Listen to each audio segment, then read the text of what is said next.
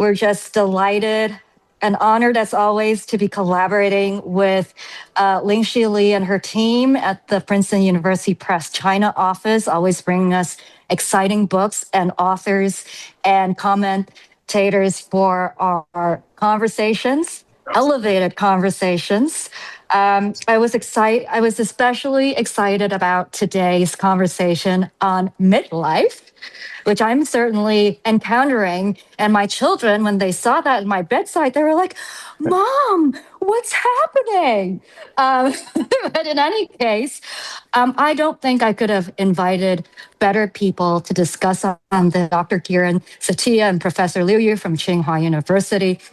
Both people I very much respect, and Professor Liu, even though we haven't known one another for that long a time, you're just the warmest and wisest person I've met, and I just can't wait to dive into this discussion and intellectual feast that I know Ling-Shi Li will so brilliantly lead.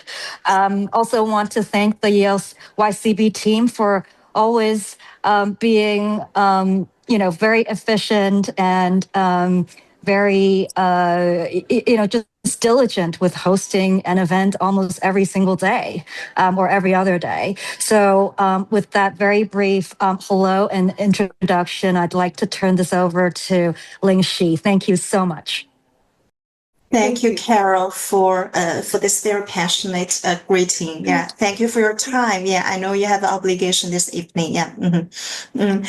Okay, great. I think our live streaming has started already, and we have a lot of scanning audience. So good evening, everyone online. I'm Ling-Shi Li, the Managing Director of PUP China office. Thanks all the online audience for joining the Princeton-Yale Ideas series. This is the official name of the book talk, the speaker series. And I think this is an initiative featuring world-leading scholars and their influential books aiming to foster ideas exchange between China and the West on topics of global relevance. So just now, Carol has introduced the Yale Center in Beijing, which is the Yale University's only university-wide center outside of the U.S., and it representing 40 schools. And also Princeton University China office is the first and so far the only American university press has an office in China dedicated to the two-way exchange, finding and publishing the best Chinese scholars for global audience and bringing our English language works into China to foster global learnings. I think I'm very happy today to introduce two honorable guests to feature a very important PUP book, Midlife, a philosophy guide.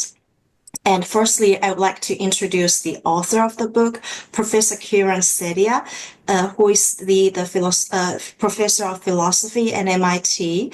And Professor Setiya, his primary research area include ethics, philosophy of mind, and with a particular focus on action theory, virtue ethics, and ethical knowledge. His published works include Life is Hard, Practical Knowledge, Reasons Without Rationalism, and Knowing Right from Wrong. And our honorable discussant today is Professor Liu Yu from Tsinghua University. I don't need to introduce Professor Liu Yu that much because he's so influential in China with his research included the comparative democratization, political thought and culture, and her most recent books are The Day After, Progress and Lessons of a New Democracy and the Art of the Possible, 30 lectures on comparative politics. I think beyond academia, Professor Liu is also an accomplished writer and poet who has reflected deeply on adult life, life regrets, and personal growth through her writing. So I think this is the best pairs I can think of today. So as the publisher, I want to give a very brief introduction of the books, In Midlife, A Philosophy Guide. Professor Setiya tackles the universal struggles of adulthood. It helps us reconcile with our missed opportunities, let go of past regrets, and coming to terms with the uncertainty of aging and morality. It teaches us how to embrace life's imperfection, live fully in the present, and navigate midlife confusion with calm and clarity. So though it begins from the experience of the midlife, the book is not only right for mid-aged audience. Instead, it used the midlife moment to explore a situation that all of us may face. So this book and the talk might speak to a very broad audience beyond the middle-aged readers. So lastly, a lead of the house rule today. So Professor Setiya will speak for about 30 to 40 minutes to offer the key insights of the book. And Professor Liu Yu will comment and share her perspective for about 15 to 20 minutes. And those who are watching the live stream on our video accounts, can leave your questions in the comment box, and we will select questions and forward them to Professor Setiya and Professor Liu Yu for answers and last. So then I would give the floor to Professor Setiya to begin his sharing. Yeah. Mm-hmm. Thank you so much. It's a pleasure and an honor to be here. Thank you for the invitation. Thank you to Liu Yu for agreeing to be part of this conversation. I appreciate it. So I'm going to start with the opposite of clickbait. How did I come to write a book about midlife? The answer will not surprise you. It comes out of my own experience of something like crisis around middle age. And really, I think I experienced, and many of us experience, many midlife crises. There's the sense of the grinding necessity of work, all the things that have to be done, the narrowing of options. There's the experience of regret, mistakes, misfortunes, failures in the past that we now have to come to terms with. And there's mortality kind of looming in the middle distance. There's the tyranny of projects and everything that we have to complete day after day in our lives. Now, I began to experience this early. I was about 35. I was a precocious midlife crisis experiencer. And naturally, I turned to friends for advice. And mostly, they just made fun of me because the midlife crisis is an embarrassing thing to go through. And I appreciated that. I mean, that was a certain kind of consolation. But it did leave me without much guidance. I had the standard menu of solutions. You know, I could quit my job. I could have an extramarital affair. Or I could write a navel-gazing book about the midlife crisis. And thankfully, my wife advised me that writing a book about it was the best idea. So that's what I did. And I am grateful to her for that advice. What did I learn in thinking about this topic and writing a book about it? I mean, have I solved the midlife crisis? I think I've made some progress that I wanted to share with readers. And in this brief talk, I can't tell you everything that's in the book, but I'll tell you a bit about the history of the idea of a midlife crisis, where philosophy fits in, and introduce two lines of thought from the book that I think are particularly resonant. So the midlife crisis is a very unusual cultural trope in that, unlike most cliches that disappear, whose history disappears into the distant past, it has a definite history and a definite point of origin. So in 1965, this guy, Elliot Jacques, a Canadian psychoanalyst, wrote an essay called Death and the Midlife Crisis. And here's the key idea. Up until now, he said, life has seemed an endless upward slope with nothing but the distant horizon in view. Now, suddenly, I seem to have reached the crest of the hill, and there, stretching ahead, is the downward slope with the end of the road in sight. Far enough away, it's true, but there is death observably present at the end. And that sort of idea of midlife as a period of crisis is something he explores in this essay, partly with his psychoanalytic patients, partly by looking at the history of creative artists who have creative crises of one sort or another around the age of 37, he thinks. Now, that idea of the midlife crisis really came of age in the 1970s in the US with this book, Passages by Gail Sheehy, that popularized the idea of midlife as a time of transition and crisis. This book was a popular book, but it was published at the same time as works by academics like Daniel Levinson at Yale wrote a book called Seasons of a Man's Life. Roger Gould at UCLA wrote a book called Transformations. And what followed was sort of several decades of research on the midlife crisis. So the short history looks something like this. There was a period of sort of reaction to the idea of a midlife crisis. In 1989, the MacArthur Foundation set up a research project on midlife development that was run by sociologist Orville Gilbert Brim that issued its major report on the midlife experience in the United States in 1995. This was a very wide-ranging study with about 7,000 subjects. And the reports that came out of that study in the early 2000s were very deflationary. They suggested that midlife really wasn't a time of crisis in particular. There was then a backlash to the backlash. And there's much dispute in the social science about this. But if you wanted to get a picture of the kind of orthodox view of life satisfaction over time, over aging, it is reflected in graphs like this that come from economists who work on happiness. So David Blanchflower at Dartmouth College, Andrew Oswald at Warwick in the UK, studied the relationship of happiness or life satisfaction over age for men and women and around the world. And what they discovered was that it takes the form of a gently curving U. So it starts high in youth, bottoms out in middle age, and then goes up again in later life. And the curve is fairly gentle, but the gap between, say, the average at 20 and the average at 50 is roughly equivalent to the dip in life satisfaction you'd associate with losing your job or getting a divorce. So it's a gentle curve, but it is significant. And so although it may not be a crisis, there is some reason to think of midlife as an especially challenging period. As I said, this shows up for both men and women. It shows up around the world. It's not just a first world phenomenon. And the economists who study this have done various kinds of regression analyses and so on to try and pull out factors like parenthood. And it seems robust in that it's not just a function of, say, dealing with children if you're a parent in middle age. Philosophers have been largely absent from what has been an interdisciplinary conversation about midlife, despite the fact that philosophers have been thinking about the question of how to live for 2,500 years. And I don't think this is entirely an accident. There is a tendency for moral philosophers, at least in the Western tradition, to frame their big questions about life either in a forward-looking way, what should I do? What are my moral obligations? Sort of looking to the future.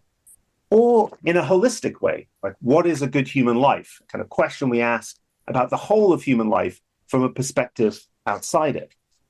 And the predicament of midlife is neither of those. The predicament of midlife, and really this is, as I'll emphasize, a predicament we're all in, is being in the middle.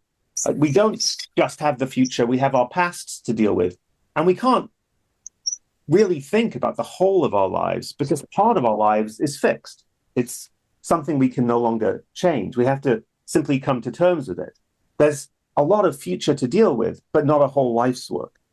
And I think it's in this in the midst period and the kind of questions it raises that we face problems about missing out and regret and mortality.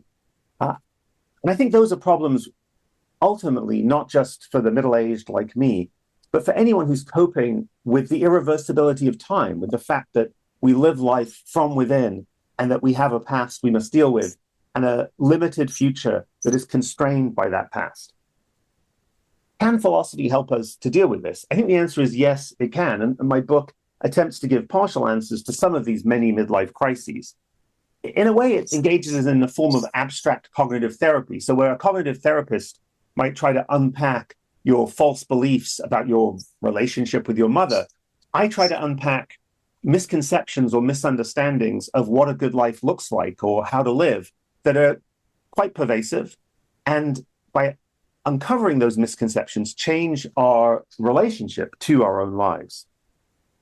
Here I'm rejoining a tradition on which philosophy is, in a way, continuous with self-help. a lot of contemporary philosophers in the US, in the UK, have a kind of embarrassed relationship to the idea of self-help. There's been a resurgence of interest in Stoicism in recent years as a kind of self-help tradition. And I think that's important, but I think it has a tendency to look backwards, to say there was some past in which great philosophers had life advice for us. And part of what I wanted to do in this book was suggest that it's not just past philosophers, but contemporary philosophy that has a lot of ideas that philosophers may not have applied to the practical issues of daily living, but that can be applied to them. So what I wrote was a kind of cerebral self-help book that has roughly 11 and a half ideas for managing midlife, for coming to terms with the past, the present, and the future.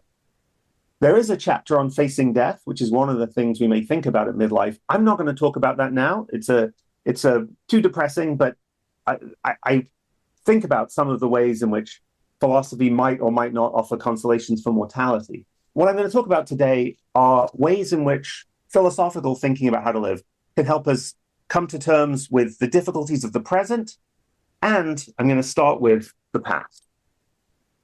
So, as life goes on, our possibilities narrow. Our options become constrained. Past decisions create limits and leave a mark on how our lives can go.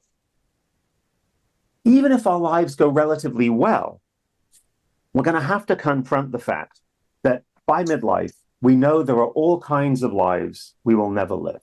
We can call this the problem of missing out. The idea that midlife is a time to just concede that there are things you'll never do. There are lives you will never live. So for me, that involved looking back and thinking, it's not that I'm unhappy to be a philosopher. It's in many ways a wonderful way of life. But there were things I wanted to do that now I recognize are just not going to happen. When I was a kid, I wanted to be a poet. I don't think I'm going to be a poet, certainly not the kind of poet I dreamed of then in the remainder of my life. My dad wanted me to be a doctor, a physician, and I conceivably could drop everything and go to med school, but I'm not going to.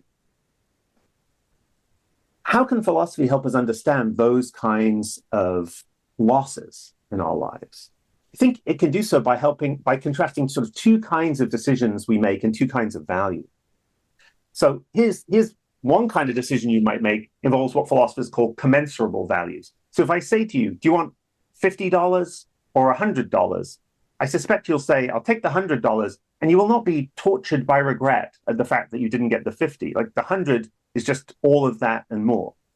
But most decisions we face are not like that. If I say, do you want to listen to a talk or go to a concert?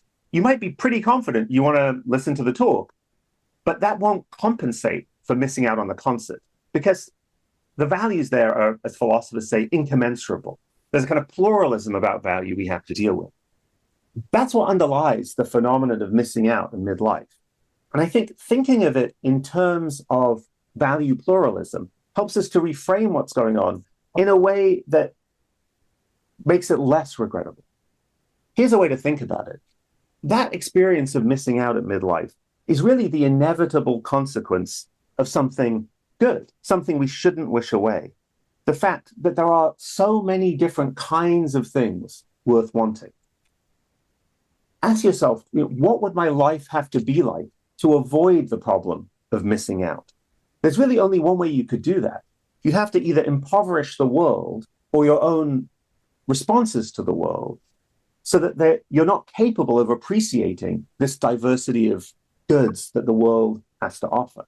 And on reflection, that really isn't a desirable way to live. Plato talks about this in some version of this in the Philebus. He says, if all you cared about was pleasure, you would not live a human life, but the life of a mollusk or one of those creatures in shells that lives in the sea. The phenomenon of missing out is an inevitable side effect of something we should welcome and celebrate, namely that we are capable of appreciating a diversity of goods in the world and that the world offers us that diversity. Okay, well, that's fine if what you're dealing with is a basically okay life and you're just noticing that there are lots of other good lives out there. What about the kinds of frustration, the kinds of regret that are not inevitable? So what about looking back at things that our mistakes or misfortunes or failures, things that you really shouldn't have done, or you shouldn't have suffered, or that really just did not turn out as they should. That is a harder case. Here's a quote from Richard Ford's novel, The Sports Writer. He says, "For now, let me say only this. If sports writing teaches you anything, and there is much truth to it as well as plenty of lies, it's that for your life to be worth anything, you must sooner or later face the possibility of terrible, searing regret. But you must also manage to avoid it, or your life will be ruined." So, great. Thank you for the advice, narrator of The Sports Writer. The advice is just, well, don't screw up, because if you do, it's too late. There's nothing you can do about it. But it really isn't too late. There's an often misquoted line by William Faulkner: "The past is never dead. It's not even past."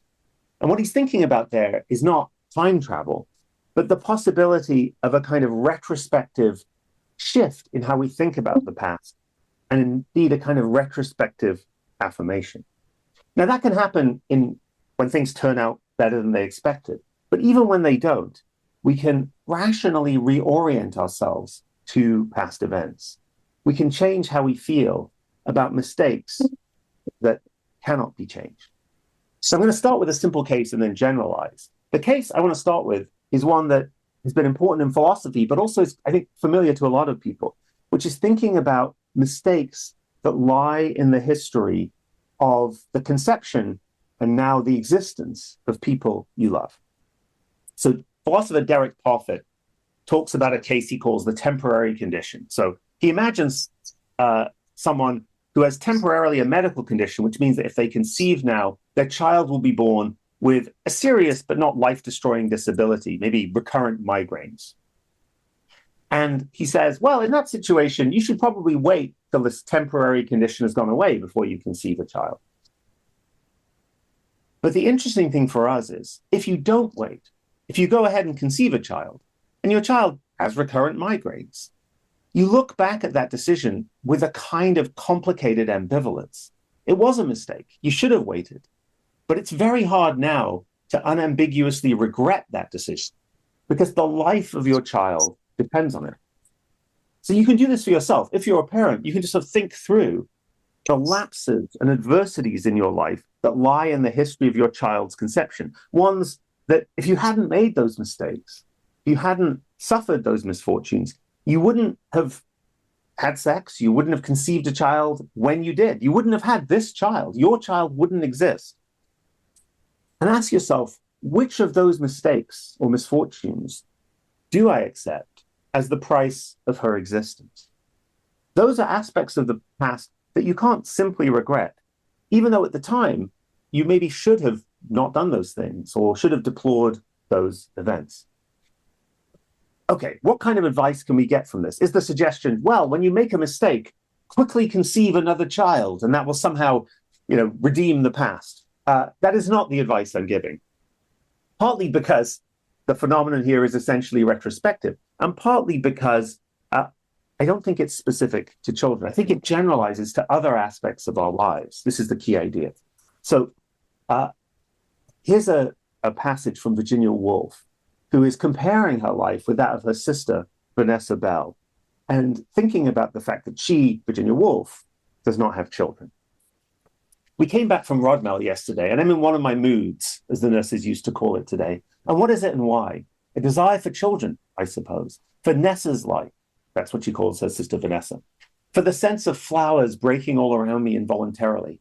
Years and years ago, after the Lytton affair, I said to myself, never pretend that the things you haven't got are not worth having. Good advice, I think. At least it often comes back to me. Never pretend that children, for instance, can be replaced by other things. And then a few years later, she reflects again, after her novel Orlando is published. Orlando is recognized for the masterpiece that it is. The Times does not mention Nessa's pictures. Yet she said last night, I spent a long time over one of them. And I think to myself, so I have something instead of children. And for comparing our lives, I note my own withdrawal from those desires, my absorption in what I call inaccurately ideas, this vision. So can art and creativity play the same kind of role as an object of attachment that children play allowing us to mute or modify regret about the past? And if so, what else can play that role and how? The philosopher Robert Adams suggests that this is a completely general feature of our attachment to the particulars of our existing lives. So he says, what we're attached to in ourselves is not just our bare metaphysical identity, but also projects, friendships, and at least some of the most important features of our personal history and character. If our lives are good, we have the same sort of reason to be glad we have had them, rather than lives that would have been even better, but are too thoroughly different, as we have to be glad that we exist and not better and happier people instead of us. So I think there's something deep there, but also something puzzling. How can we make sense of it? It's one thing to point to the existence of your child as a reason to affirm some bad decision without which it wouldn't have happened. Can we also point to the existence of actual activities in our lives or actual relationships as reasons to affirm bad decisions or bad events? If so, how can we make that, how can that be rational? Like, how can it be rational to prefer what you acknowledge is a worse life than some alternative life you could have lived? You know, a life that would have been better, but too thoroughly different, as Adams puts it.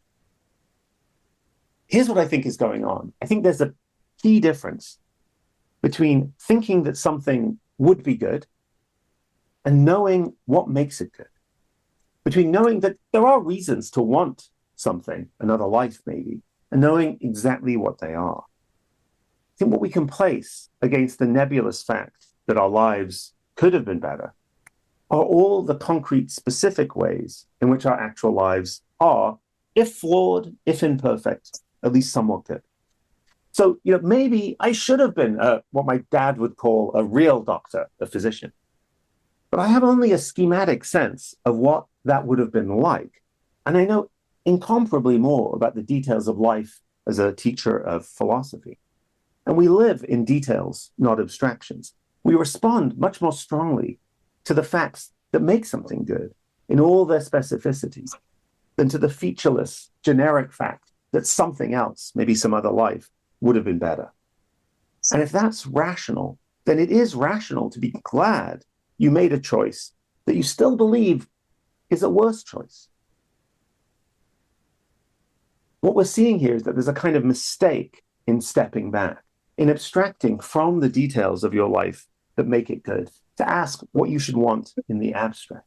There's a kind of error we fall into in looking at our lives in a detached and theoretical way, and that we abandon a rational source of affirmation of our imperfect lives, namely the specific ways in which they're good.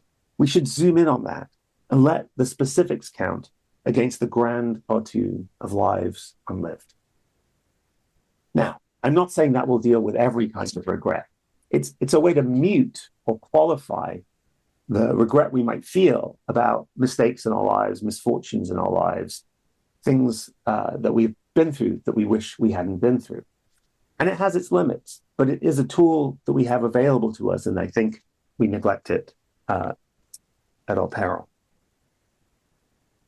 Okay, I'm going to turn finally to the present and to what was really the core of my midlife crisis, which was, it was partly about regret and lost opportunities, but really, I think what I was struggling with, and what some of you may be struggling with, is the shape of everyday life.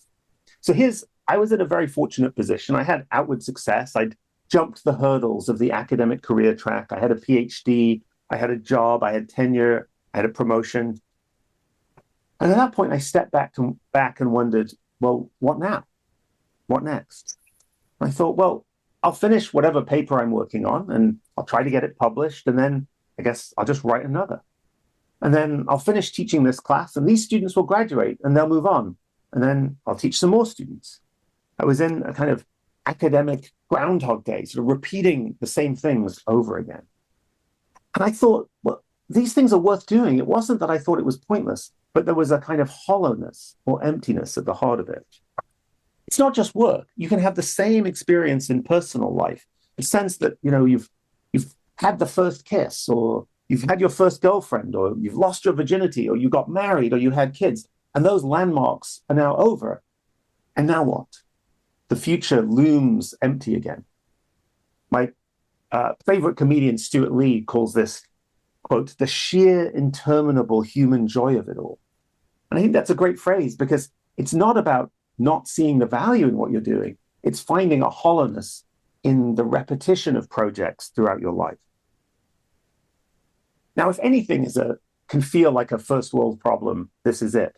But actually, I think the problem I was dealing with is really a deep philosophical puzzle about desire and fulfillment and about living a meaningful life. It's about a way in which we can experience a crisis even when we're doing things that matter. Life can feel like a succession of projects, each one completed and then left behind. We can ask ourselves, well, what does it all add up to in the end? They seem worthwhile, teaching a class, taking my kids to school, say, but there's something hollow in this endless pursuit of one thing after another. The paradox is that repeated success can feel like failure. What has gone wrong? Like any paradox, I think this one calls for philosophical treatment. And in thinking about it, I turned to the German philosopher Arthur Schopenhauer. He was born in Danzig, it's now Gdansk, Poland, in 1788. He was the son of a merchant and a popular novelist. And he had an interesting formative life. He agreed to run the family business, which he didn't really want to do, as a condition of going on a European tour with his parents. It turned out to be a preposterously unfortunate decision. So he witnessed public executions in London, was horrified. He saw public prisons in France. He witnessed the wretchedness of human life. It was like the Buddha's formative encounter with sickness, old age, pain, and death. The worst family vacation you can imagine. After his father's suicide, he quit the family business, finally earned his doctorate. It was called The Fourfold Root to the Principle of Sufficient Reason. It was dismissed by his mother, Johanna, as unreadable. She said it was a book written for pharmacists that no one would read. He went to Berlin, got a job as a lecturer, scheduled his lectures against those of Georg Wilhelm Friedrich Hegel, who was the most popular philosopher of the time. It was like scheduling a TV pilot against the Super Bowl, like no one came. It was really only very late in life that Schopenhauer achieved a measure of fame. Now, hearing about Schopenhauer's life, you might think, well, it's no surprise that he was suspicious of desire, the idea of aiming for what you want. He experienced so much frustration. But his position is alarmingly bleak. It's not that his desires or our desires are too often frustrated, but actually that it's just as bad to get what you want. He thinks desire is in a certain way futile. So here's his dilemma. He says the basis of all willing is need, lack, and hence pain. And by its very nature and origin, the animal is therefore destined to pain. If, on the other hand, it lacks objects of willing, because it is at once deprived of them again by too easy a satisfaction, a fearful emptiness and boredom come over it. In other words, its being in its existence become an intolerable burden for it. Hence it swings like a pendulum to and fro between pain and boredom, and these two are in fact its ultimate constituents. Now you might think, okay, that's a little bit of an overstatement. I mean, you complete your goals, you just pick new ones. You're not going to run out. And the pursuit of what you want isn't pure agony. But I think he was really onto something here.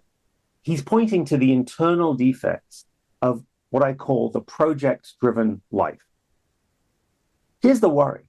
If you are pursuing a goal, satisfaction is always deferred to the future. You're not there yet. You don't have what you want, so it's frustrating. Or the moment you have it, well, that's done. It's archived in the past. Even worse, your pursuit of a goal is in a way self-subversive. There's a source of meaning in your life, and what you're doing by pursuing that goal is extinguishing it. It's like if you were to make friends with someone just for the sake of saying goodbye. It doesn't make sense. And for Schopenhauer, that's just how it is. That's the human condition. There's no way to avoid that self-subversion in the structure of human activity. But importantly, Schopenhauer was wrong about that. There are two kinds of activity that we can distinguish using terminology drawn from linguistics. I call these telic activities from the Greek word telos, or end or goal, and atelic activities, which don't aim at a goal.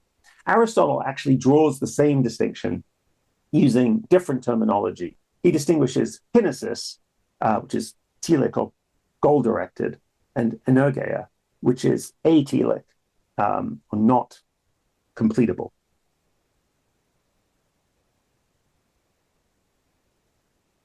He says this is a telic activity. If you're learning something, you've not at the same time learned. That's in the future. But there are also activities like seeing. At the same time, one is seeing and has seen, is understanding and has understood, is thinking and has thought. So what's the contrast here? The idea is if you've got a telic activity or project, you're aiming at a terminal state. You're engaging in an activity that can be completed. Might be getting married, might be writing a book, might be getting a job. With those kinds of activities, satisfaction is always in the future or the past, and what you're doing is trying to extinguish them.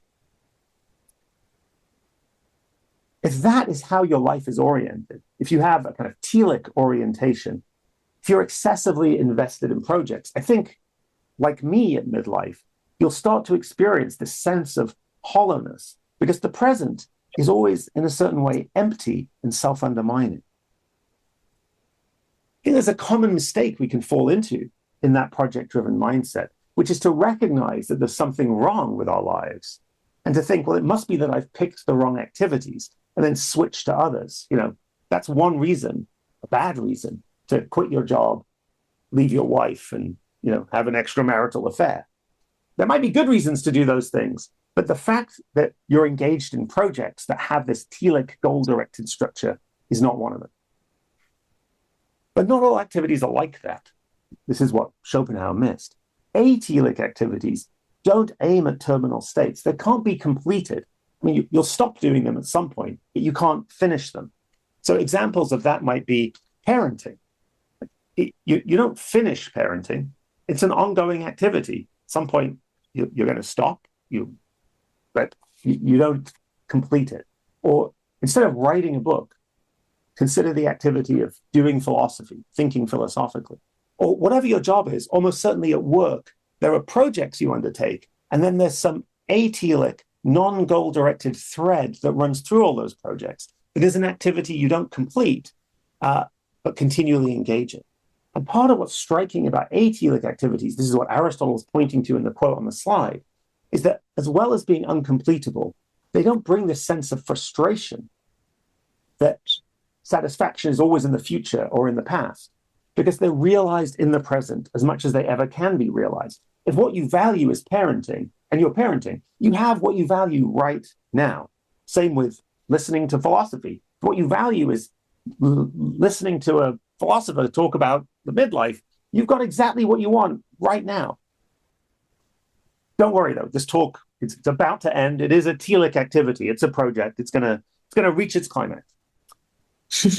I think that the solution to one kind of midlife crisis is to invest more fully in the process of what you're doing in atelic activities. For me, that meant going back to the magic of thinking about philosophical questions, teaching students, learning with them, not for the sake of producing another article I could publish or getting them to graduate, but for its own sake, valuing that ongoing activity in itself. I don't think it's easy to make this transition. I think there are all kinds of obstacles, both internal, psychological, and external, to shifting from this telic project-directed mindset to a more atelic one. You can ask me about that in Q&A. Nor do I think we should give up on projects. I mean, some of our goals really matter, and it is important to achieve them. It's just that we shouldn't value them exclusively, failing to see the value in the ongoing activities. We should meditate on the value of the process, a value that isn't exhausted by engagement or deferred to the future, but realized here and now. And to appreciate that value is to fill this emptiness or void in the pursuit of goals by living in the halo of the present.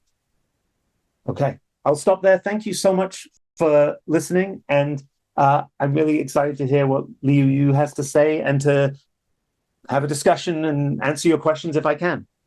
Thank you very much, Professor Setiya. I think this is a very high-level summary of the books and the key insight from the books. And I would very much, because I read some of the Professor Liu's books as well, I see there's some resonance, and I hope to listen from the Professor Liu and your comments and also your reflection of the learning. Yeah. Mm-hmm. Okay, first of all, I want to thank NU, Carol, for inviting me to this talk event. Also, thank Lin Xi for hosting this talk. I rarely actually participate in this kind of talk, book talk.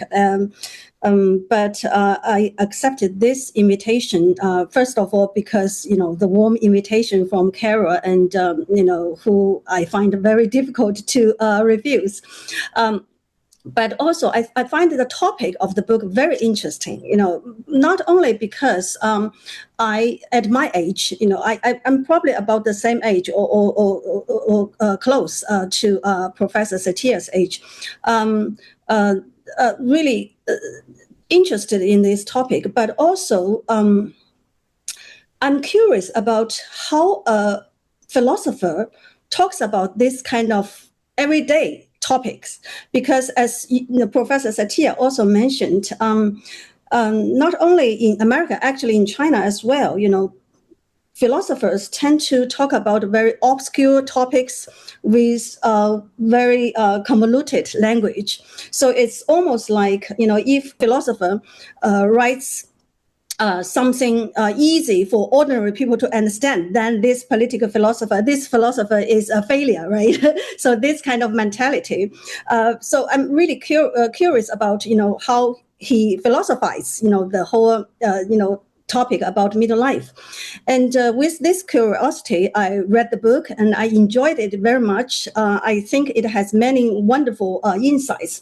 At many moments of the reading, I really wish the author is right in front of me so we can, talk about the point, I find stimulating.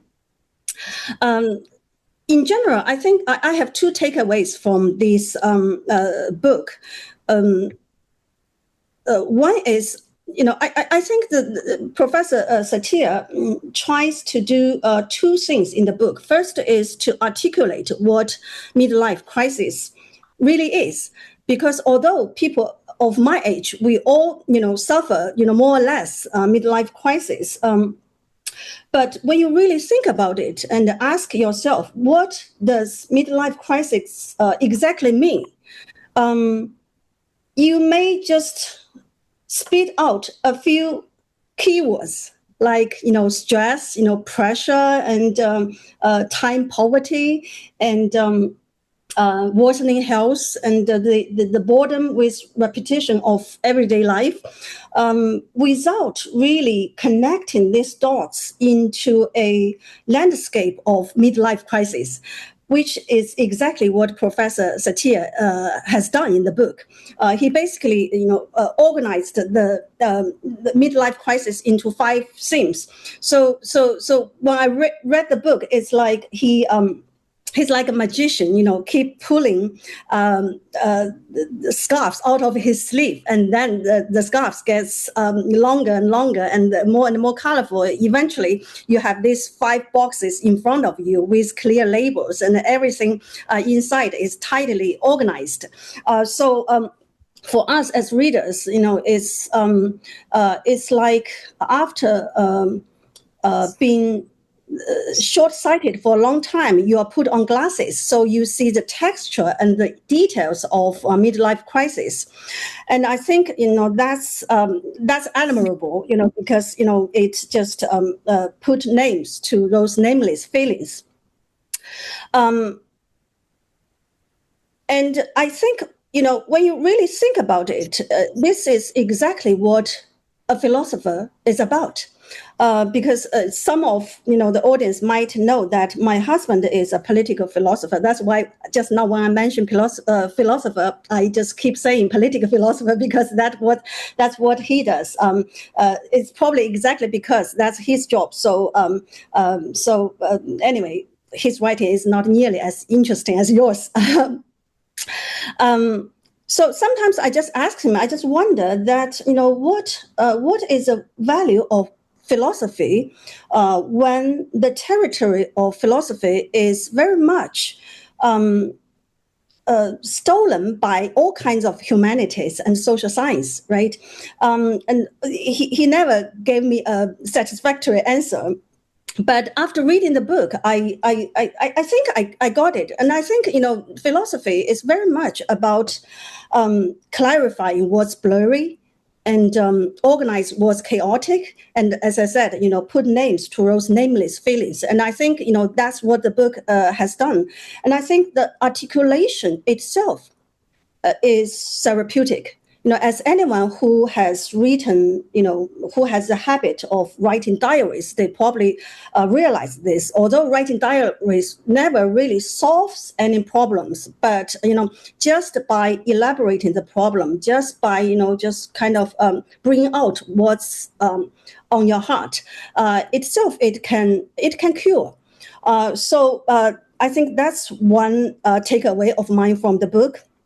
The other is that it's actually, personally, I think it's more challenging and also more risky for a philosopher, is the book doesn't only describes the problems of midlife, but also tries to provide us ropes to climb out of the hole.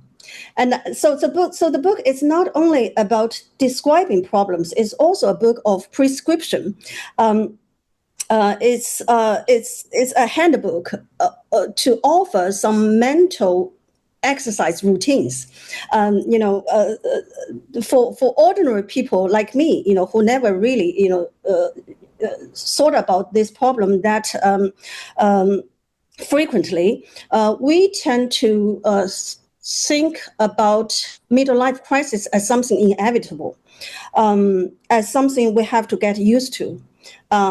Because for most people, the way you solve a problem is not really overcome it. It's just you get used to it.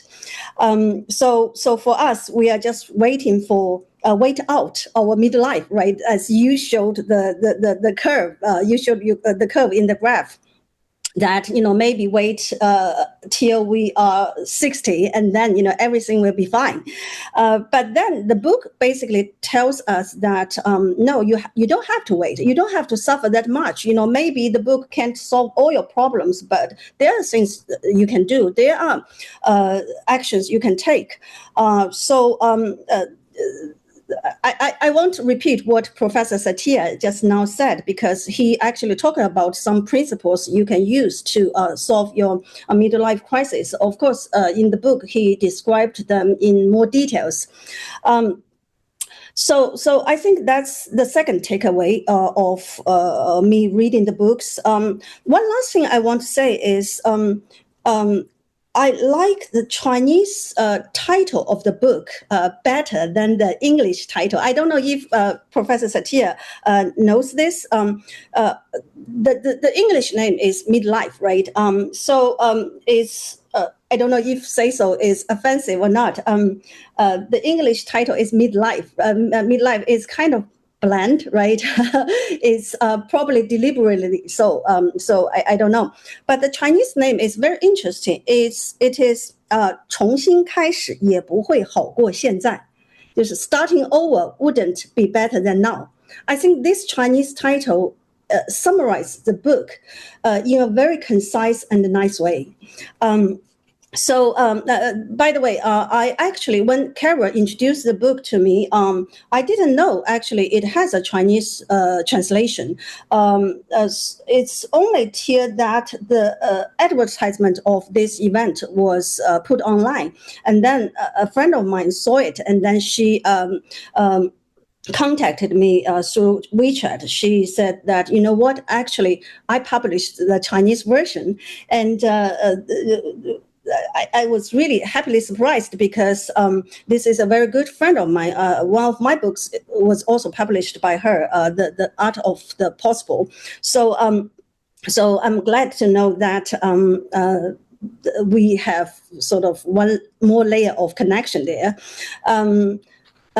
So I encourage, people who haven't read the book, just pick up the book and start reading, and you might, get some practical help from the book.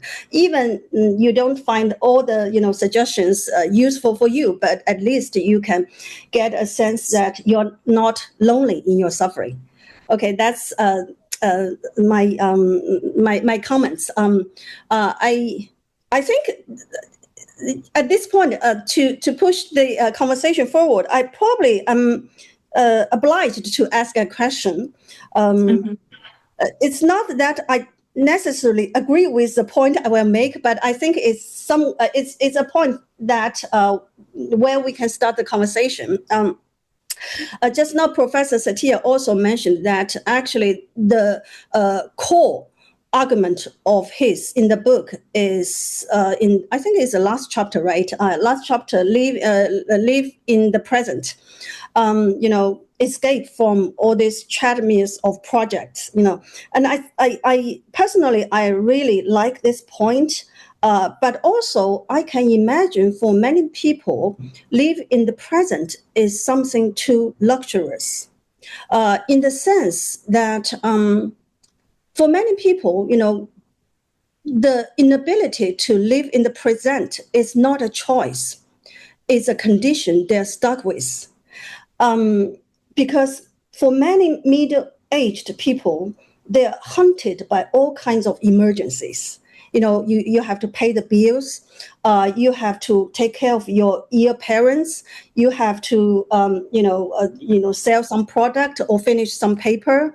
You have to, finish some project. Otherwise, you may lose your job, or you get demoted, or even or some disaster could happen. So if you're constantly put out fire, then it feels kind of luxury to talk about live in the present. It's not like you don't want to. It's just you can't. Again, as I said, I don't really necessarily agree with this point, but I think for us, because we are both professors in quite prestigious universities, we are living quite honestly, sort of enviable life for many others. And I think, we have to think about people don't really, have the same, luxury to make a choice between living in the present or not. So I want to know, what's your take on this question? Well, this is a brilliant question. Yeah. This is also my question, actually. Yeah.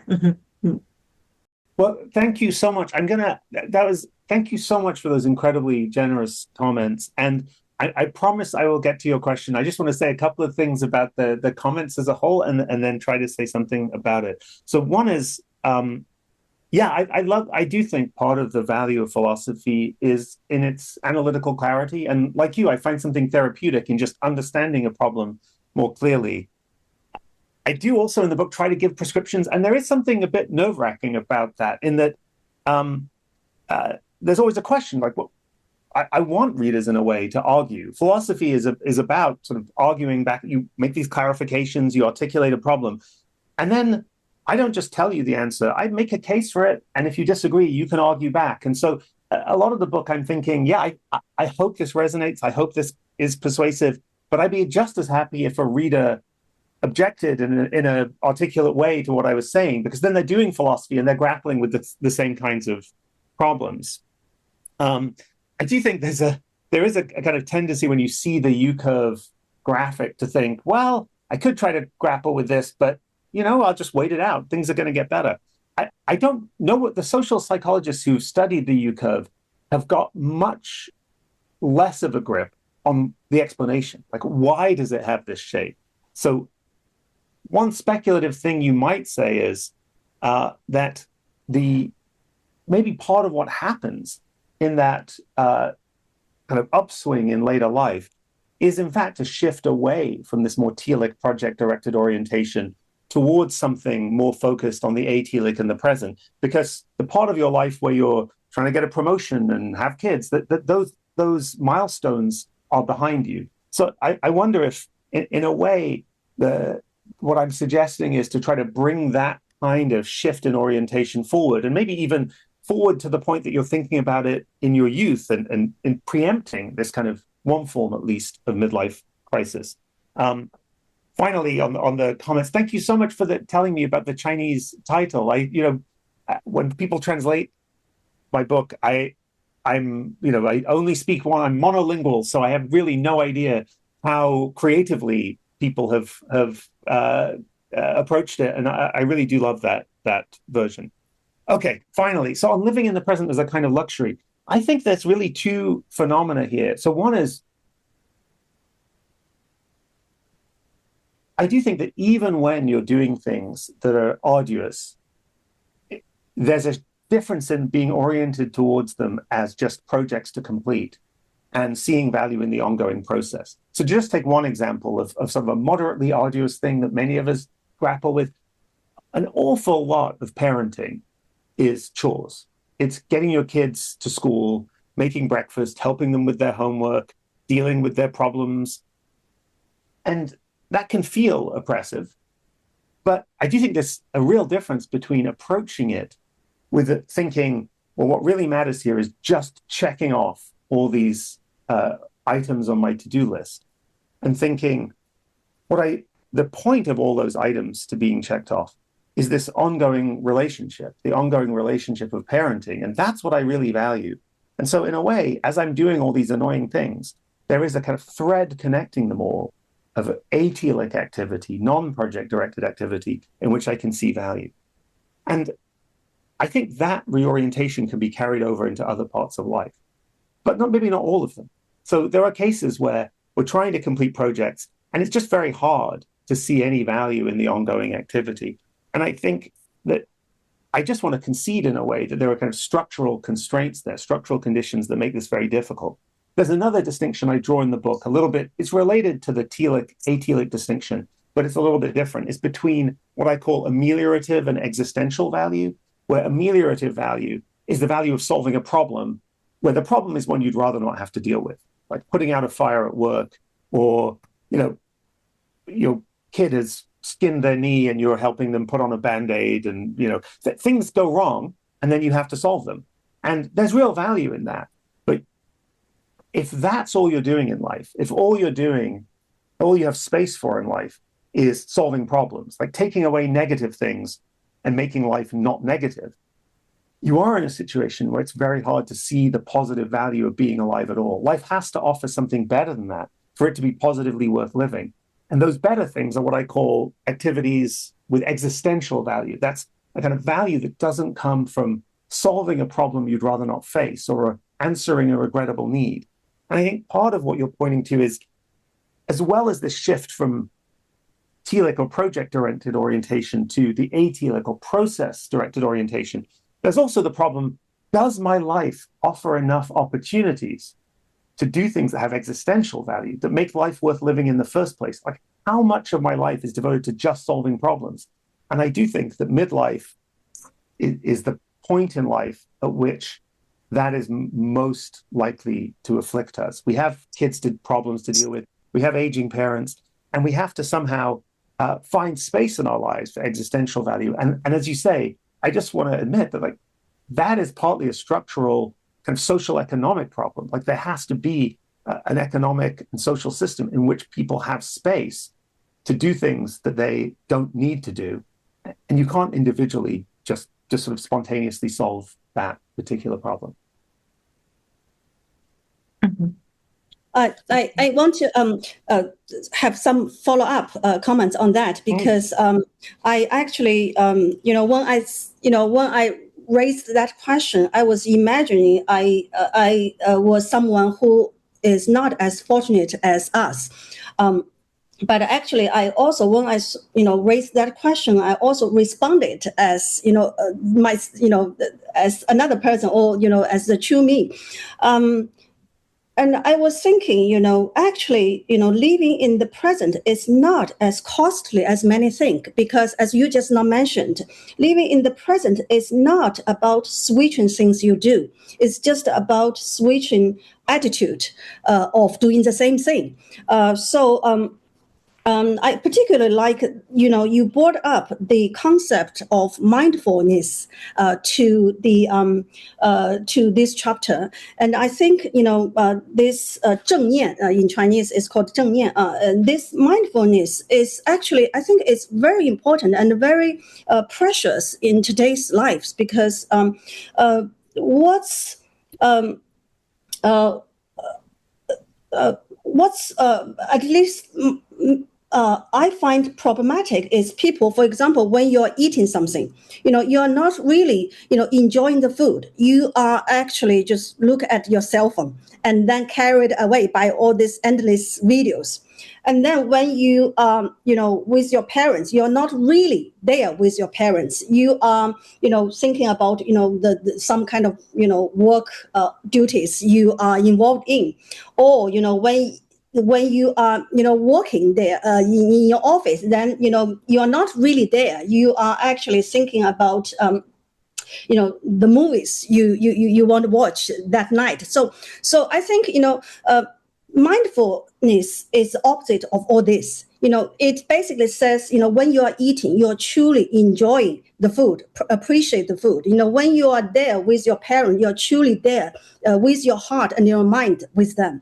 And when you're working, you are truly working. So I think, that's, at least in my understanding, that's living in the moment. That's living in the present. So it's not like, you have to be a successful person. You have to be an accomplished person to live in the present. It's just, when you even do very little things, when you do very, seemingly trivial things in your surroundings. So I think response to my own question. No, I love that. No, I think that's exactly right. I mean, I think there's, and I think one thing that's where mindfulness comes in is that actually making that transition is not easy. So you can, for me, intellectually thinking, my relationship to philosophy has been distorted by its professionalization. I'm now thinking about professional accomplishments, lines on my CV. I'm not thinking about properly appreciating the value of being able to have philosophical conversations at all, like what's happening right now. But you could apply that to eating food, being with your friends, being with your parents. Intellectually recognizing that is one thing. Emotionally making the shift is another. And one way in which I think mindfulness meditation as a practice can be helpful is in sort of training yourself. So I think there's lots of ways to look at what mindfulness meditation is doing for us. At one extreme, there's just empirical evidence that doing mindfulness meditation is stress reducing, which is great. On the other extreme, there's a kind of philosophical interpretation of mindfulness meditation as a kind of insight in the Buddhist tradition, where there's a kind of metaphysical picture behind that. Somewhere in the middle, there's the idea that I like, which is that mindfulness meditation is a way of practicing just being atelic, being in the present in a way that you appreciate listening to sounds, your body, breathing, things from which it's possible to draw a certain kind of pleasure if you can just attend to them. And then the hope is, for me, that shift is one that we can take into the rest of our lives, that it's not just something we do while we're meditating. It's that our relationship to other activities also becomes, in the way you're describing, mindful, more focused on the atelic, what's being realized right now in the present. And yeah, I think it's true that that's not, it doesn't solve all your problems, but it's not something that you need to have any particularly luxurious life to do. And it's something that you may not even need to change what you're doing. As you said, it may be that what you need to do is see that the value in what you're doing differently. Mm-hmm. Brilliant. And so before we open for the Q&A from the audience, I wonder if I could follow up with a question as the host.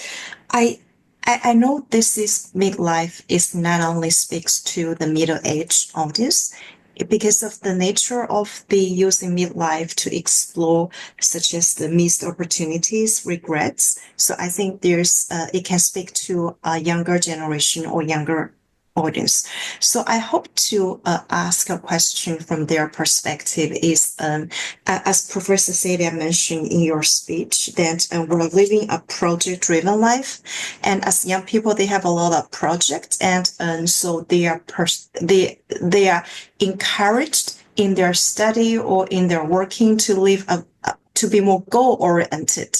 So I wonder how the philosophy or your study can have recommendation for them to how to safeguard their personal space. Yeah. Mm-hmm. I think that's really important. I mean, this in fact connects with the thing that you and I were just talking about, which is the question, how much do I have to change my life and how much do I have to change my orientation to my life? So I agree that my general picture is one in which, like in youth, we're very project driven, most of us, we're encouraged to be, and we're not yet having a crisis because it's pretty consuming. And it's when we get a moment to step back and ask, okay, what is all this about? That we're liable to have the crisis of realizing our orientation is too project driven and we're not appreciating the present. Mm-hmm.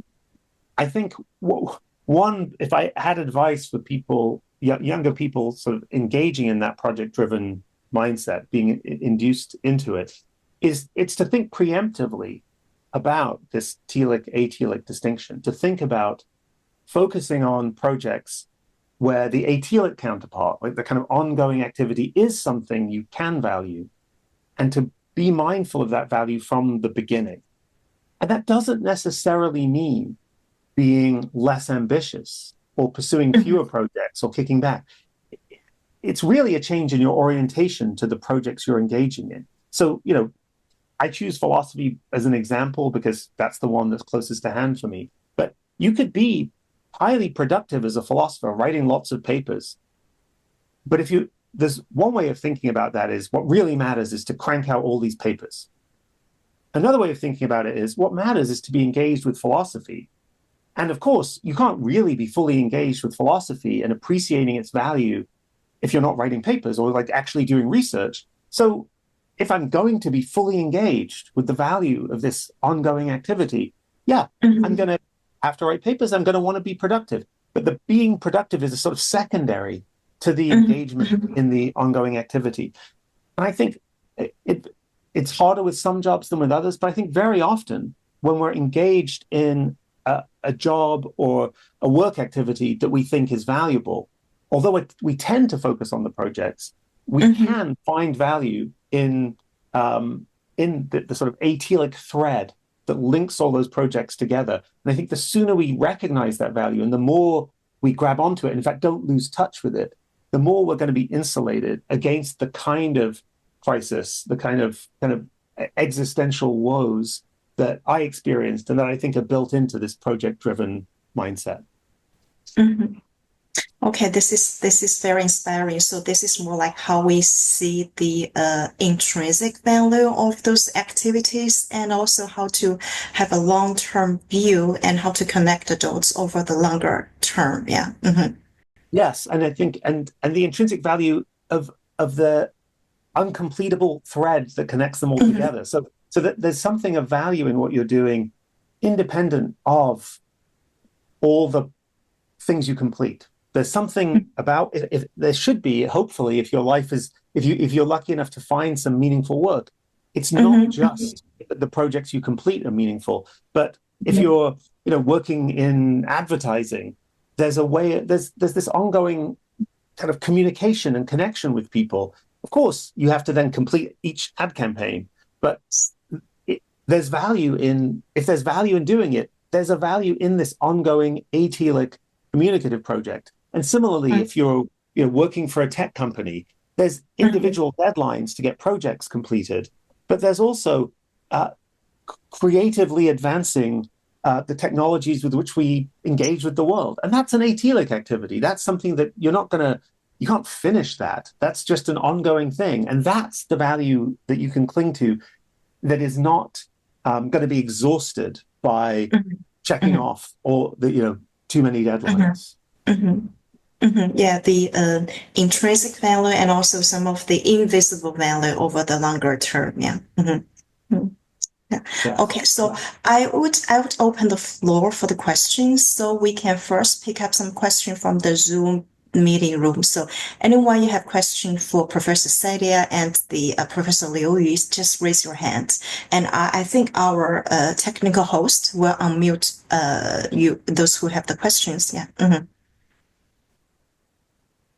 张秦元 yeah, 秦元张 yeah, can we unmute Yes. 秦元张 please? Yeah. Mhm. Thank you very much. Can you hear me okay?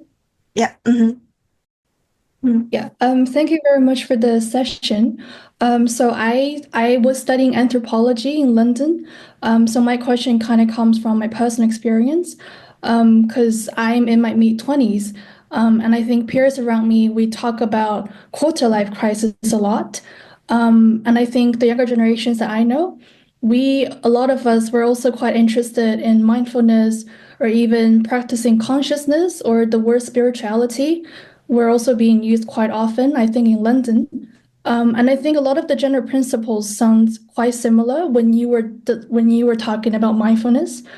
So I was just wondering, what makes this practice special for people who are in the stage of midlife, and like what are the differences between how we as the younger generations see mindfulness versus maybe potentially how people in their midlife stage would interact with this idea, if that makes sense. That's a great question. Yeah, thank you very much. No, it's funny, when I was first describing my midlife crisis to a friend, and saying, I'm having this kind of sense that I'm just doing one thing after another, and there has to be something hollow about that. He responded by saying, I dealt with all that when I was 20. Like you're having a very late quarter life crisis, not an early midlife crisis. And I think there is a kind of common aspect to them. So I think some of the feature we've been focusing on, which is this shift from being project driven to process focused, that I think it's quite likely that you'll become aware of that in midlife, but it sounds like you and your friends are aware of it much earlier. And I don't think there's anything stopping you from becoming aware of it earlier. In fact, you should. I mean, the sooner you think about this, the better, I think. I think it's unfortunate if we only start worrying about this being too project driven when we've reached 40 and have been formed into a more project oriented person. I think there's something better about the preemptive approach that you and your friends are taking to mindfulness. I do think there are other aspects of the midlife crisis that you could experience earlier, but are different. I say that there are many midlife crises. Some are about this phenomenon of living in the present, but there's also regret about the past, the sense of missing out and options being constrained. There's the proximity of death. Those are things you can think about when you're 20, but I think the pressure to cope with the fact that you've now had to choose and that your life has taken a shape that was one of the many shapes it could have taken. It's not surprising, I think, that people worry about that and grapple with that much more when they're 40 than when they're 20. And similarly with death, I've been worried about death my whole life, but a lot of people really start to feel differently about it and face it in a more palpable way when they look at the fact that they've got 3 decades left, and 3 decades is now a kind of unit of time that they can comprehend. Like they know what it's like to be what a decade feels like when they're 40 or 50. And I think when you're 20, you may have less of a sense of like what it means that you have this many years, if you're lucky, before death. So I think there are other aspects of the midlife crisis that are not exclusive to being 45, but tend to be more salient then. But I do think you're right that this phenomenon of project versus process, it doesn't have to wait for midlife for you to grapple with it. Thank you. Yeah. So we still have some floors and questions, time for the questions, and another question from the Zoom. Then if not, we will shift to the to POP and YCB WeChat to collect the question from the online audience. And actually, we have one question from the our WeChat account. Is there's an audience who is right in his or her midlife crisis. So he or she want to ask the author, did completing the book help you conquer your midlife crisis, or how does that help? That's a great question. So the book is very much about. There are books about changing careers or starting new relationships in midlife. This is not one of them, right? It's not a kind of, it's not in that sense a self-help book. It's about how to think about the midlife experience. And a lot of it is about thinking differently and seeing through ways in which life can feel bad that actually you're misconceiving it. So thinking about missing out or regret or shifting from project to process are all ways of changing how you see and understand your life philosophically. They don't involve radical change. So when I wrote the book, I thought, well, yeah, there's not going to be a radical change in my life. This is a book in which I reconcile myself to my current life and come to see it differently and go back to being a happy philosophy professor. And that was what I expected. In fact, what happened when I wrote the book was more surprising to me, which was that having written, this was the first book I wrote for a general audience rather than for fellow academics. And having written a book for a general audience, I thought, well, that is something I want to do again. And so I'm going to have to change how my life is structured so that I have time to do this different kind of writing. So weirdly enough, for me, it was surprising in that writing the book really forced a change in my life that I had not anticipated.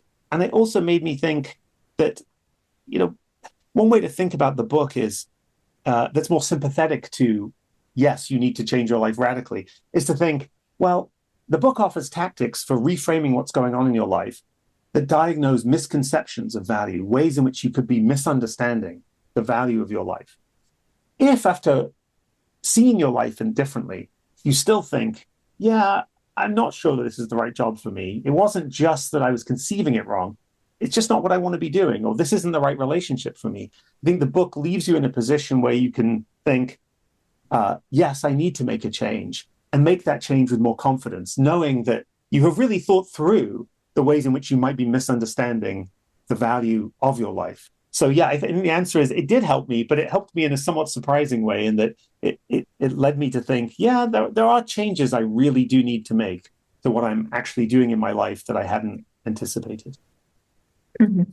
And so before we were reading, we're compiling some other questions. So before that, I have a question. So maybe this is for both Professor Setiya and the Liu Yu. So I think midlife crisis, they have some universal features for different cultures, for different backgrounds. And do you think there's also situational midlife crisis in different culture with different characteristics?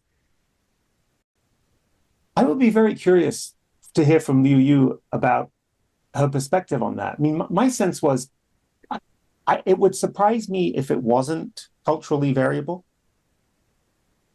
For a while, I thought, well, maybe this is going to turn out to be a distinctively Western thing. Like it's going to turn out that there's something about the structure of social and economic life in the West that is leading people to have this kind of crisis.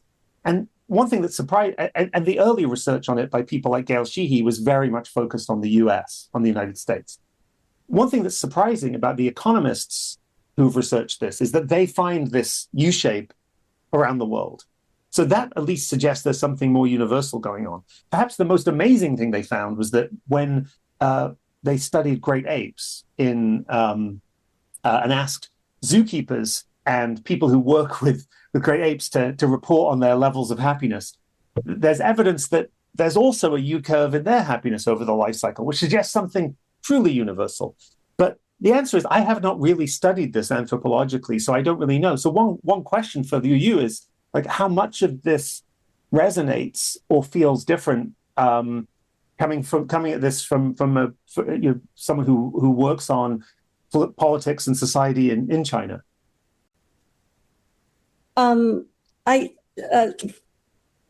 I personally, I think yes. Of course, there are some common features of midlife crisis across all kinds of countries and cultures. But yes, I think midlife crisis can be culturally and structurally conditioned. I don't want to talk about the culture part because it's a little bit far away from my personal interest. I'm more interested in the structural condition of midlife crisis. As I said just now, with Professor Setiya, that me and him, we are both professors living a relatively successful life compared to the general public, and sometimes when I watch Xiaohongshu or other social media videos, and I saw people who are really crushed by illness, poverty, debt, all this kind of things. And I think, some of, this kind of crisis maybe originated from their personal choice, but many of this kind of crisis actually, come from, structural condition, So I think, as, a political scientist, you think, when you really think about it, what's the function of government? The function of government is actually a cushion against all kinds of crises, including, of course, midlife crisis. So when the government is not there to cushion all these crises, things get worse, So yes, I think,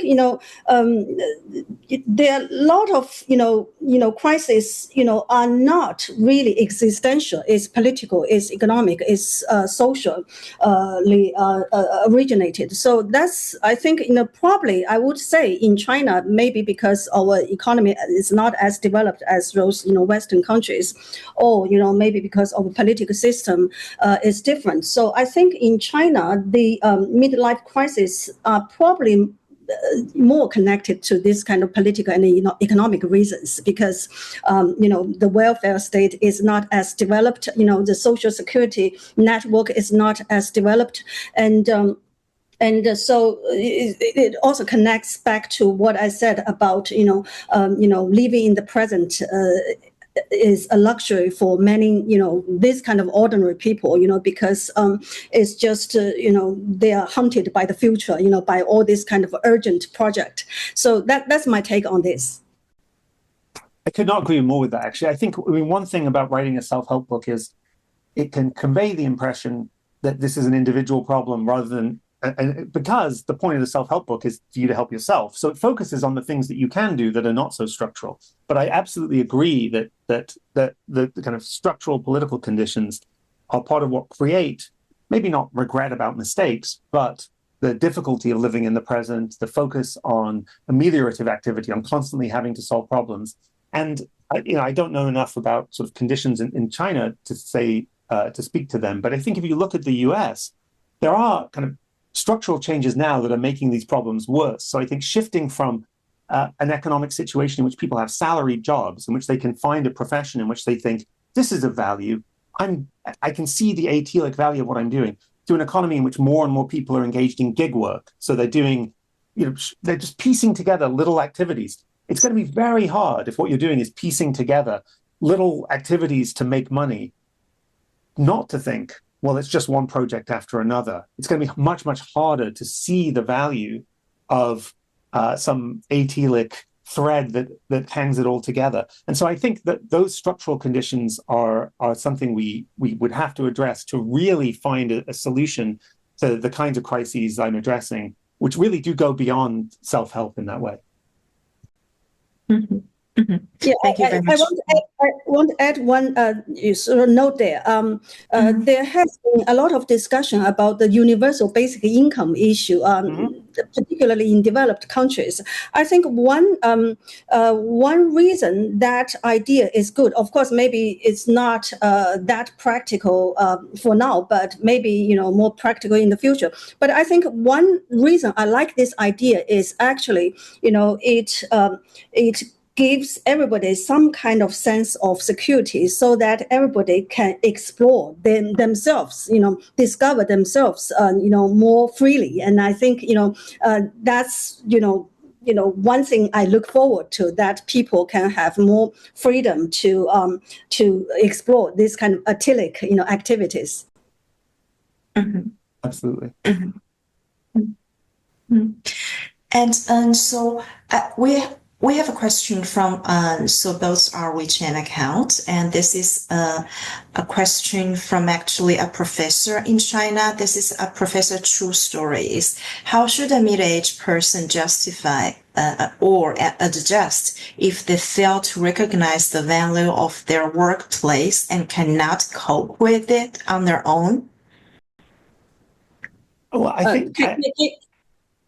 Can you repeat the question? I haven't heard it clearly. I think the question is, how should a middle-aged person adjust if they fail to recognize the value of their workplace and they cannot cope with it? Yeah, in China, and they cannot cope with it on their own. So they cannot recognize the value in their workplace, and they cannot accept it. They cannot cope with it on their own. So this is a true story from a professor in China. I mean, I think too much competition. Yeah. I mean, one thing to say is that the idea of shifting from a focus on projects to the value of the process, will solve your problem if you're engaged in an activity that you really can see value in, where you can see value in the process. One thing you might discover, and if you see that, then you'll realize, as I did, that there's a way of continuing in my current life that is more resistant to the sense of hollowness and emptiness that was troubling me. It is, of course, also possible that when you try to make this shift, when you do this reframing, you realize, no, I can't actually see that. I've really thought through the difference between valuing mere projects and valuing the process. And actually, the kind of work I'm engaged in, it just doesn't have the value I hoped it was going to have. And this goes back to the question about what I learned from the book. I mean, I think in that circumstance, I do think you've got a reason to make a change. I mean, sometimes just shifting your orientation to what you're doing will not make the problem go away. And then what you've learned is, yeah, I really maybe should quit my job and find some other kind of thing to do.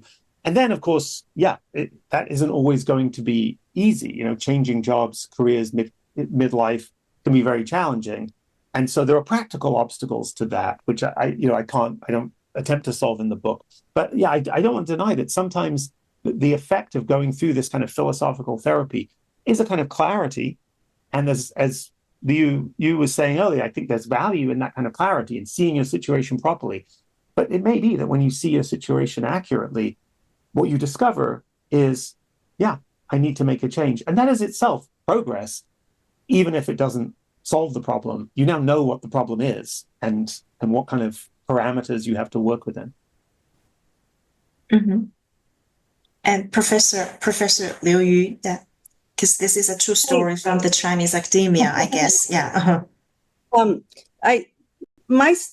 My response is that if you are relatively young, maybe you can consider quitting the job. I mean, of course, I agree with Professor Setiya that, finding another job is not necessarily better. You might be stuck with the same condition, same situation. But if you have been in pain for a long time and, you have tried many different ways to, see the value of your work, but you can't find it. And if you are relatively young, if you are below 40, you can consider to quit the job to find another job. It is possible. But of course, if you like me, over 50, and then it's probably too late for you to change the boat. So in that situation, I think there's probably two things you can do. One is to expand your life beyond your work, right? You can find some kind of hobbies. You can, focus more on your family life. You can, do some charity work, or you can do more readings and writings, this kind of things. And another thing is try to dig some meaning out of your job. I'm also a professor, and of course, I understand that, there are a lot of chores associated with being a professor. Probably the enjoyable part is like 30% or 40%, and then the 60 or 70% is really just obligations. But then you still have this 40 or 30%, enjoyable, when you teach students, try to really just engage with them. And when you write, papers, really just try to pick topics that is interesting for you, and try to have a conversation with the imaginary, authors, in front of you.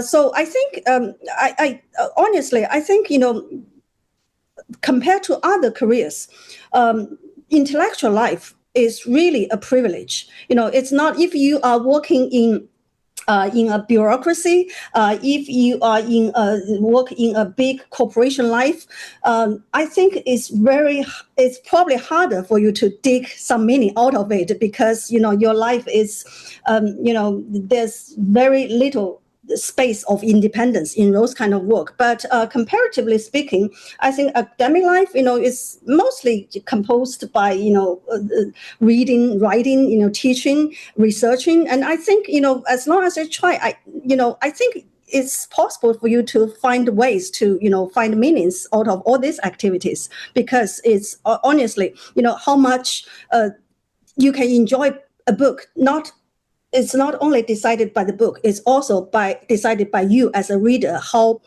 creative, how imaginative you are as a reader, so these kind of things. Thank you very much. And I think we're still having some other questions, but I think it's almost the time. We will take one last question, which I think is relevant to the previous one, is how should we look hard and find those continuous activities, such as the life passion that we enjoy, or how should we assign values in those mundane activities as we have to do? How to assign meanings or values to those routines and mundane activities? Yeah. Mm-hmm. I think that's a very kind of large question. I think what you just said was very wise, and I think was really kind of on this topic, which is that I don't think there's a simple recipe for finding value. I can't say, well, your activities have value if they meet conditions 1, 2, 3. I think it really is a matter of looking at what you're doing and sort of articulating to yourself, like, what are the activities I'm engaged in here, and which of them can I sincerely find value in? And some of us will resonate with certain things and others not. But I think just that process of articulating what I'm doing, like what are the what makes up my academic life? There's teaching, there's reading, there's research. Which of these can I still see value in, and how can I make those central to what I'm doing? That is the sort of the best advice I can give. I don't think there's a recipe for doing it. I will say that having leisure and space to reflect, having time to reflect, is really important here. And this connects with kind of structural issues. Like if you're so busy you don't have time to step back, you'll struggle. So in a way, that moment of stepping back in which you experience the crisis is a problem, but it's also a gift to be able to have the space to do philosophy, in effect, to kind of think about your life philosophically, and carving out time to really reflect, to ask yourself, what exactly am I doing, and where exactly is the value in it? And is it in work? Is it in my family? Do I need to find it in other parts of my life? I think there's really no substitute for that. Mm-hmm. Mm-hmm.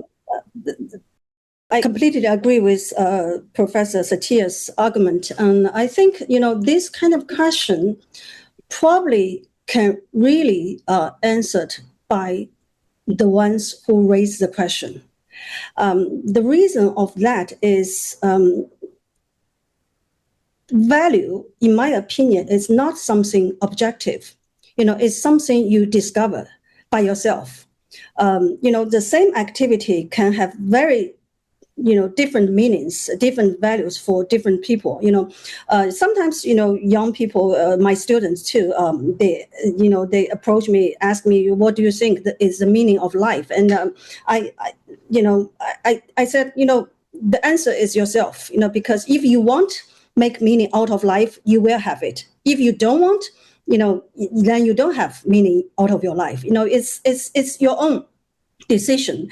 And sometimes I remember during the COVID years, when many people are stuck at home, don't really have much to do, you can't really hang out with your friends, your family, and you can't even go to office to see your colleagues. And I remember there's one person who did this small, it's sort of like game. He just picked out all the thorns on strawberries. I don't know, it's called thorns. Every strawberry has probably like 100, little thorns on the top of it, right, on the skin of the strawberries. And they just pick out every one of them, and then made some kind of artwork out of it. So that's how interesting life can be. So what I mean is, even you are equipped with nothing, you have nobody around, you can still make life interesting just out of a boring strawberry. So I think, everybody can, make something out of, strawberry, and your life is a strawberry. So mm-hmm. I don't believe that this kind of fatalistic belief that we are stuck somewhere, we have nothing to do. And I think even in Nazi camps where the Jews are stuck, we still see some movies and some novels, some memoirs about how people make meaning out of that kind of life. Not to mention that we actually have much freedom in our current lives. So just find the soul in the strawberry. Mm-hmm. Thank you so much. This is such a lovely ending to have a life treat our life as a strawberry. So before ramping up, so I want to conclude with one last comment. This is to echo with Professor Liu Yu, your curiosity, because you said you accept the invitation for the book talk because of you're curious how philosophy could address the daily life, the issues of everyday life. So actually, this is what Princeton University Press aspire to do as a scholarly publishers. We encourage our author and our scholars to write for general audience beyond the academic audience. So this type of discussion and publication is very relevant. And we hope that we can shape, as a publisher, we can shape the scholarly conversation that shape the world and be relevant to the ordinary people's life. So thank you, the both professor, for making the discussion, the very thought-provoking discussion happen today. So I'm also want to send my ongoing appreciation to all the staff today from the YCB and PUP China. And I hope we can keep connected through emails and other social media channel. But please follow us on YCB and PUP social media channel in China. And we have other speaker series along the lines. Thank you very much, and hope everyone enjoy the rest of your evening and the starting of your good day, Professor Setiya. Yeah. Mm-hmm. Thank you so much. Okay, Yeah. thank you. Thank for you. organizing. Mm-hmm.